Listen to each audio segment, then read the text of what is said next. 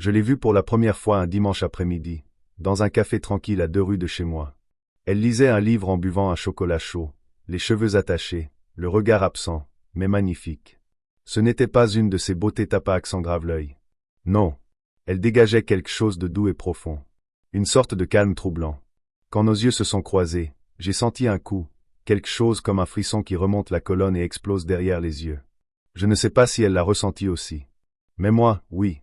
J'étais sûr que ce moment aurait une suite. Ce que je ne savais pas, c'est que cette suite serait un enfer. Je m'appelle Maxime. J'ai 27 ans. Mon frère, Julien, a 30 ans.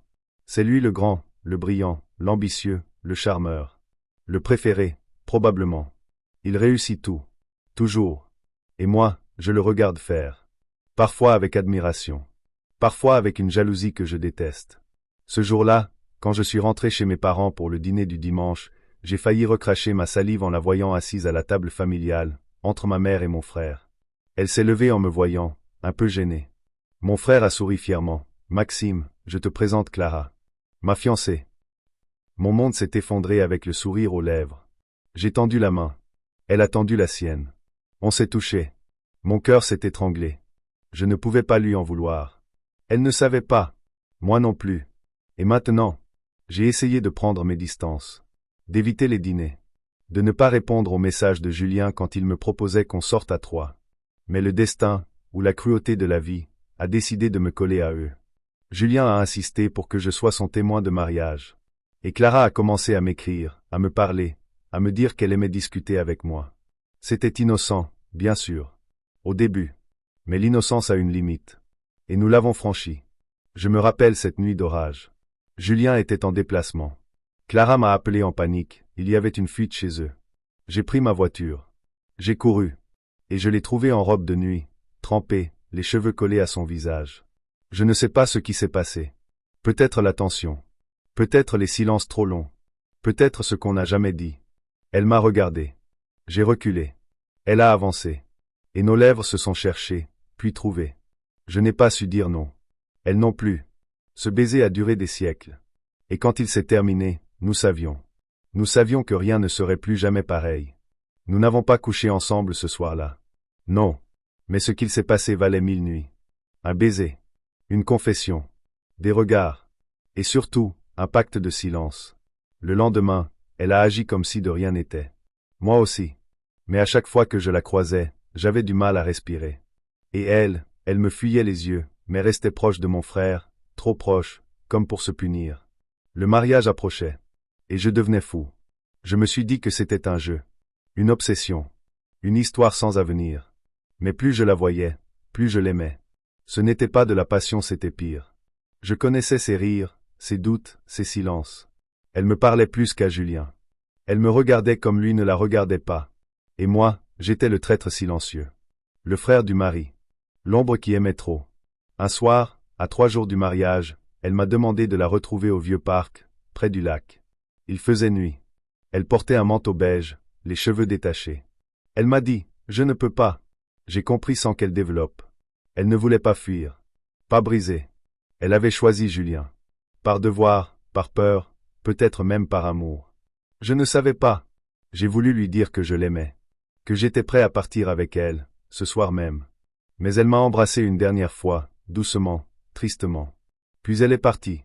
Le jour du mariage, j'étais en costume, figé. Témoin de la scène la plus douloureuse de ma vie. Quand elle a dit « oui », j'ai senti mon cœur éclater. Quand ils se sont embrassés, j'ai eu envie de hurler. Mais je n'ai rien dit. Et le soir, dans ma chambre d'hôtel, j'ai pleuré comme un enfant. Les mois ont passé. On ne sait plus parler. J'ai tout coupé. Julien m'envoyait des messages, me demandait pourquoi je m'éloignais. Je répondais vaguement. Je me suis même inventé une copine. Et puis un jour, 1 an plus tard, Julien m'a annoncé que Clara et lui allaient avoir un enfant. J'ai failli vomir. Mais j'ai souri. Un soir, j'ai croisé Clara par hasard dans une librairie. Elle était enceinte. Radieuse. Mais ses yeux, quand ils ont croisé les miens, étaient fatigués. Tristes. On a parlé 5 minutes. Des banalités. Elle a posé sa main sur son ventre. Elle m'a dit, « Il s'appellera Maxime. » J'ai failli tomber. Je suis rentré chez moi, seul. J'ai compris que tout resterait entre nous. Que personne ne saurait jamais. Et que cet amour, ce terrible amour, serait la cicatrice secrète de nos vies. Elle a choisi la lumière. Moi, je suis resté dans l'ombre. Mais parfois, la nuit, je la revois. Dans ce café. Avec son chocolat chaud. Et je me dis que dans une autre vie, dans un autre temps, elle aurait été la femme de ma vie. Pas celle de mon frère. Je pensais que le temps finirait par tout effacer. Que ce genre d'amour finit par se diluer dans le silence, dans les habitudes, dans la lassitude des jours qui passent. Mais je me trompais. Ce qu'on avait partagé, même brièvement, même dans l'interdit, restait là, comme une braise qu'aucune pluie ne parvenait à éteindre. Je m'étais convaincu que sa grossesse serait la ligne de séparation. Que la maternité la transformerait. Qu'elle deviendrait étrangère à moi, mère, épouse, irréprochable. Et pourtant, c'est à ce moment-là que tout a recommencé. Le hasard a cette cruauté qu'il appelle parfois destin. Julien a été muté à l'étranger pour 6 mois. Une mission prestigieuse, disait-il. Clara, enceinte de 7 mois, a préféré rester. Trop de fatigue. Trop de risques. Et lui, trop sûr. Il m'a appelé un soir, le ton enjoué. Ce serait bien que tu passes la voir de temps en temps. Pour t'assurer que tout va bien. Et moi, l'imbécile, j'ai dit oui. J'ai dit oui alors que je savais. Je savais que je n'étais pas guéri. Que je ne l'étais pas du tout. La première fois que je suis allé chez eux, elle m'a ouvert en robe de chambre. Son ventre rond, son sourire hésitant. Elle m'a dit « Entre », comme si c'était hier. Comme si rien ne s'était jamais passé. Et tout est revenu. Les silences lourds. Les regards trop longs. Les gestes qui frôlent, sans oser. On a bu un thé. On a parlé du bébé. Puis, dans un moment de flottement, elle a murmuré « Tu me manques ». 3 mots qui m'ont glacé. Pas par surprise, mais parce qu'ils faisaient écho aux miens, à ceux que je n'ai jamais osé lui dire. Je suis parti vite. Trop vite. Et j'ai essayé de ne pas revenir. Mais elle m'envoyait des messages. Des appels manqués. Des excuses, j'ai mal dormi. J'ai peur d'accoucher seul. J'aimerais te revoir, juste un instant. Et moi, lâche et faible, je revenais. Pas pour elle, me disais-je. Pour le bébé. Pour Julien. Mais au fond, je revenais pour moi. Pour ce poison doux qui me rongeait. Les jours ont glissé. Elle s'est mise à me raconter ce que Julien ne voyait pas. Qu'il l'aimait mal. Qu'il ne l'écoutait plus. Qu'il la regardait comme une épouse pratique, pas comme une femme. Je me taisais. Je ne voulais pas l'entendre. Pas de cette bouche-là. Pas de celle qui m'avait dit non, 1 an plus tôt. Mais elle me testait. Me provoquait. Me faisait asseoir près d'elle, sur le canapé, pour lui masser les jambes. Elle riait à mes blagues, la tête sur mon épaule. Et un soir, elle m'a pris la main, l'a posée sur son ventre, et m'a dit « Il bouge quand tu es là ». J'ai failli éclater. Je ne savais plus ce qui était vrai, ni ce que je devais croire. Elle jouait, peut-être. Ou elle était perdue. Mais moi, j'étais pris au piège. Comme un insecte dans une toile qu'il connaît déjà. Et un soir, la veille de l'accouchement, elle m'a demandé de rester dormir. Elle avait peur, disait-elle. Il pleuvait fort. J'ai accepté. Le canapé, une couverture, rien de grave. Jusqu'à ce qu'elle vienne, dans la nuit, s'asseoir à mes pieds. Elle ne parlait pas. Elle m'a juste regardé. Longtemps. Puis elle a pleuré. Je l'ai prise dans mes bras.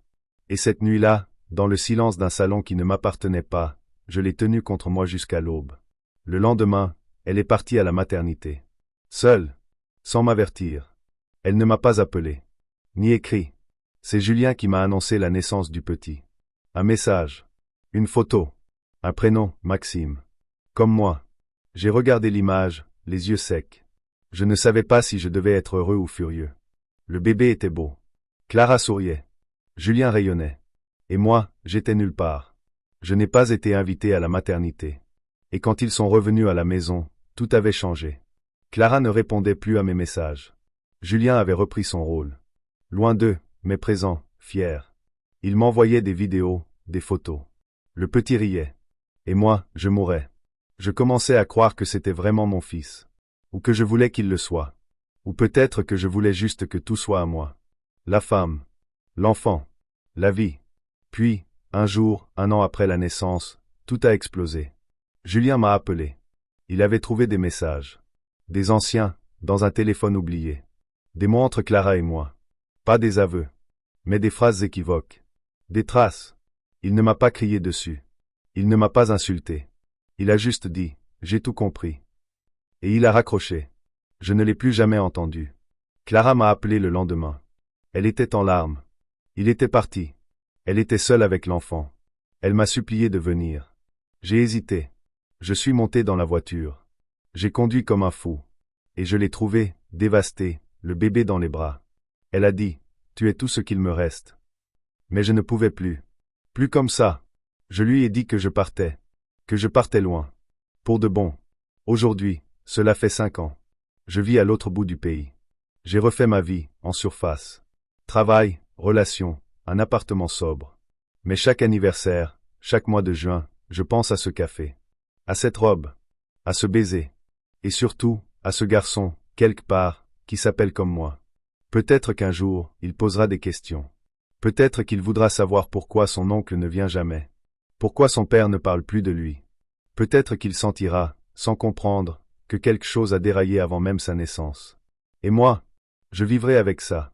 Avec ce poids. Cette histoire qu'on n'écrit nulle part. Mais que je ressens à chaque battement de cœur.